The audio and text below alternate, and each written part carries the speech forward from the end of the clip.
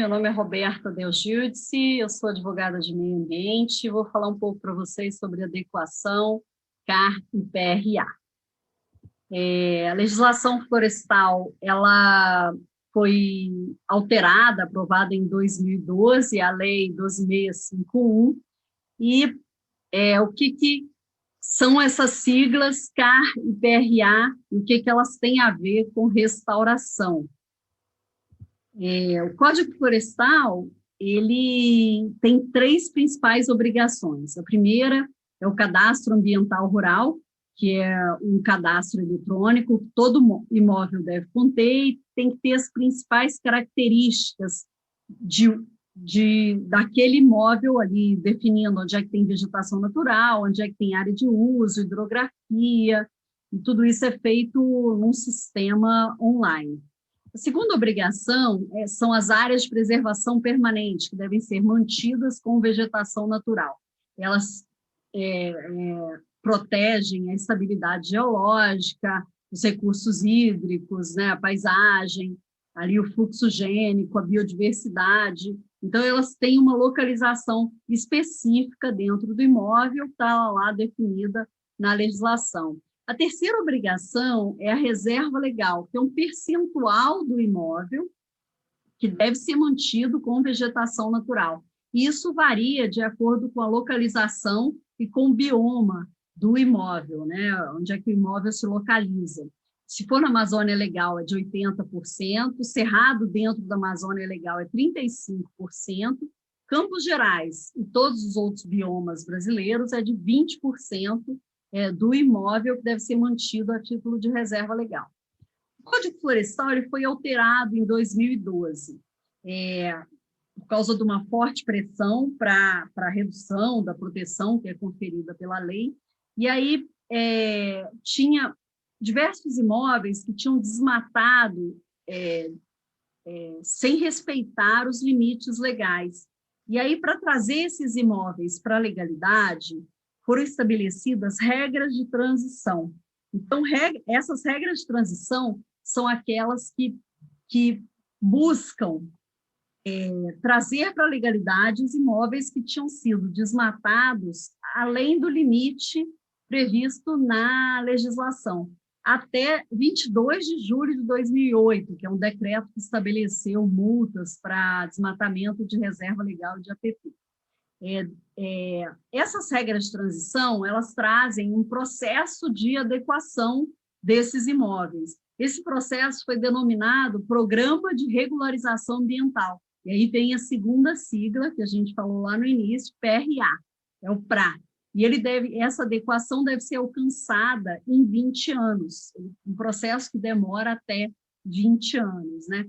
Ele tem 6 passos, o primeiro é o registro no CAR, e aí vem adesão ao PRA, elaboração de um projeto de regularização ambiental de área degradada, assinatura de um termo de compromisso, a implementação desse projeto de recuperação de área degradada, o monitoramento dele, no final, a conversão das multas pelo desmatamento que tinha sido feito antes da legislação e adequação final do imóvel ao Código Florestal.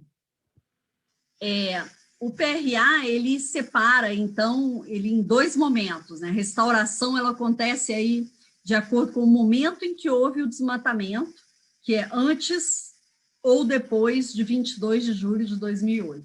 Se foi depois, não serão aplicados os benefícios trazidos pela lei para adequação. Antes tem benefício, redução da área de APP, compensação de reserva legal. Tem uma forma diferente de aplicação dessa restauração de acordo com o tamanho do imóvel. E isso é visto de acordo com o módulo fiscal. Então, se o imóvel tem até 4 módulos fiscais, ele não vai precisar fazer a restauração da reserva legal se ele desmatou antes de 22 de julho de 2008.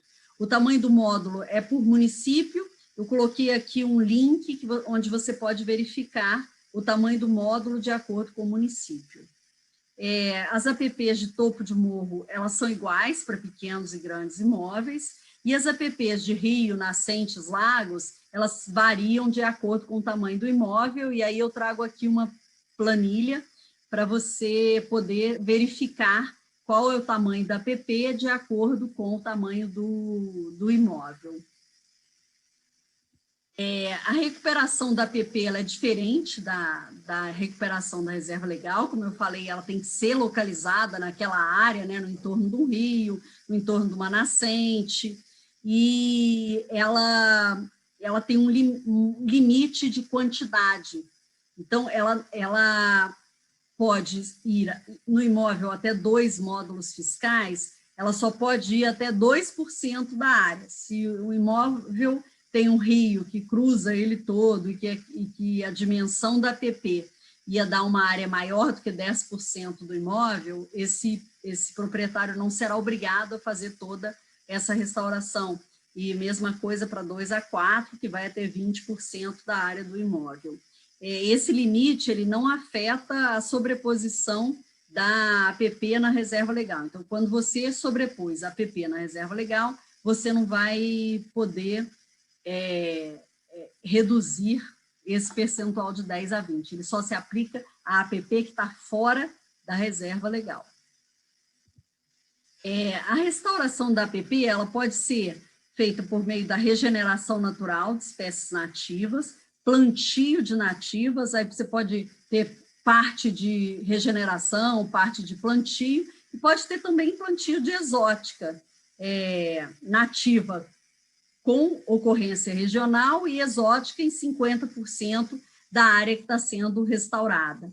Então, se a área tem 2 hectares, você tem que verificar quanto que ocupa de nativa, de exótica nessa restauração, para não ultrapassar 50% da ocupação com exótica. A restauração, então, ela pode ser feita até a metade, né, com essa exótica, só que tem regrinhas que são definidas de acordo com o Estado.